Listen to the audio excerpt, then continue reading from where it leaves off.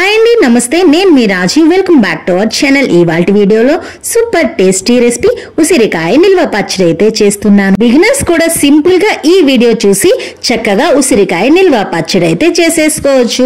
ముందుగా అయితే 1/2 కిలో ఉసిరికాయలను అయితే తీసేసుకొని చక్కగా నీళ్ళలో వేసేసుకొని ఒక్కొక్క ఉసిరికాయ మంచిగా క్లీన్ చేసేసుకొని ఒక ప్లేట్ లోకి అయితే తీసేసుకోవాలి. అన్ని తీసేసుకున్నాక మంచి క్లాత్ తీసుకొని ఒక్కొక్క ఉసిరికాయని దానికి ఏమీ తడి లేకుండా చక్కగా తుడిచేసుకొని వేరే ప్లేట్లోకి అయితే తీసేసుకోవాలన్నమాట. అన్ని ఉసిరికాయల్ని ఈ విధంగానే క్లీన్ చేసేసుకున్నాక దీనిపైన ఇది మొత్తం ఆరిపోవాలన్నమాట. ఆరిపోయాక దీనిపైన చూపిస్తున్నారు కదా, ఈ మచ్చలన్నీ ఉన్న వాటి అన్ని కట్ చేసేసేయాలి. మొత్తం ఆరిపోవాలి. ఆరిపోయినాక చూసారా, ఈ విధంగా పైన ఉన్న బ్లాకిష్ అలాంటివన్నీ తీసేయాలన్నమాట. ఇప్పుడు స్టవ్ మీద ఒక ప్యాన్ పెట్టేసుకొని లో ఫ్లేమ్ లో పెట్టి 3/4 టీ స్పూన్ మెంతులు, 1/2 టీ స్పూన్ ఆవాల్ని డ్రై రోస్ట్ అయితే చేసుకోవాలి. లో ఫ్లేమ్ లోనే పెట్టుకొని మంచిగా స్మెల్ వచ్చే వరకు రోస్ట్ చేసుకొని దీన్ని మిక్సీ జార్లోకి అయితే తీసేసుకోవాలి. ఇప్పుడు ఇందులో 1/2 కిలో నూనెనైతే వేసుకోవాలి. ఇక్కడ నేను నార్మల్ ఆయిలే యూజ్ చేస్తున్నాను. మీరు పల్లి ఆయిల్ యూజ్ చేసుకోవాలంటే పల్లి ఆయిల్, లేకపోతే నువ్వుల నూనె కావాలంటే నువ్వుల నూనె, మీకు నచ్చిన ఆయిల్ని అయితే వేసుకోండి. వేసేసుకున్నాక కొంచెం వేడైనాక మనం ఈ విధంగా చేసుకున్న ఉసిరికాయ ముక్కలు ఉన్నాయి కదా, ఇవన్నీ వేసేయాలి. వేసి ఈ విధంగా వేగినంత వరకు లో ఫ్లేమ్ లోనే వేయించుకోవాలన్నమాట.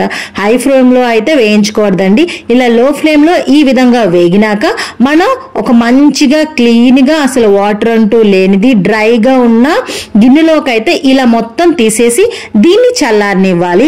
ఇప్పుడు అదే ఆయిల్లోని కొంచెం ఆవాలు, అలానే ఒక 10-15 వెల్లుల్లి రెబ్బలు, ఎండుమిర్చి, కరివేపాకు వేసి మనం దీన్ని అయితే ఈ ఆయిల్లోనే వేగనియాలి. కొంచెం వేగింది అన్నప్పుడు పక్కన పెట్టేసి చల్లారనివ్వాలి.